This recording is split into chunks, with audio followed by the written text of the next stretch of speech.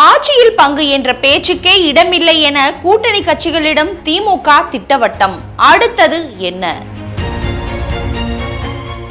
ஆட்சியில் பங்கு கோரிக்கையை ஏற்க முடியாது, கூட்டணிக்குள் தேவையற்ற குழப்பத்தை ஏற்படுத்த வேண்டாம் என காங்கிரஸ் உட்பட தோழமை கட்சிகளிடம் திமுக திட்டவட்டமாக தெரிவித்துள்ளதாக தகவல்கள் வெளியாகியுள்ளன. தமிழகத்தில் சட்டப்பேரவை தேர்தல் இன்னும் சில மாதங்களில் நடத்தப்பட உள்ளது. இதற்கான ஆயத்த பணிகளை திமுக முழு வீச்சில் மேற்கொண்டும் வருகிறது.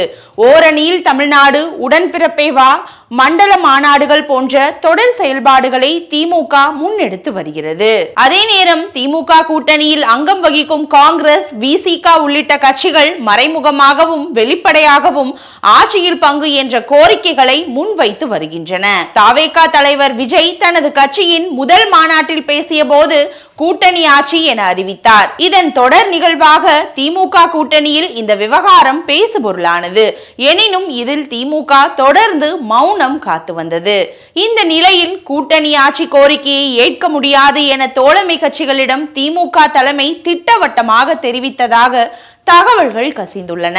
திமுகவை பொறுத்தவரை சட்டப்பேரவை தேர்தல் நெருங்கும் வேளையில் இது கூட்டணிக்குள் தேவையற்ற குழப்பத்தை ஏற்படுத்தும், வாக்காளர்களிடமும் திமுக தனித்து மெஜாரிட்டி பெறாது என்ற தவறான பிம்பத்தை உருவாக்கிவிடும் என்று அதன் தலைமை கருதுகிறது.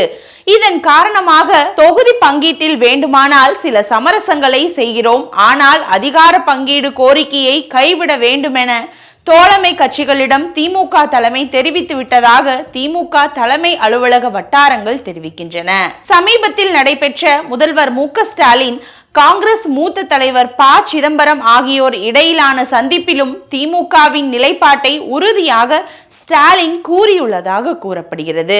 அத்துடன் காங்கிரஸ் உட்கட்சி பிரச்சனைகளால் தொகுதி பங்கீட்டிலும் திமுகவுக்கு உள்ள சிரமங்களை ஸ்டாலின் விளக்கியதாகவும் கூறப்படுகிறது.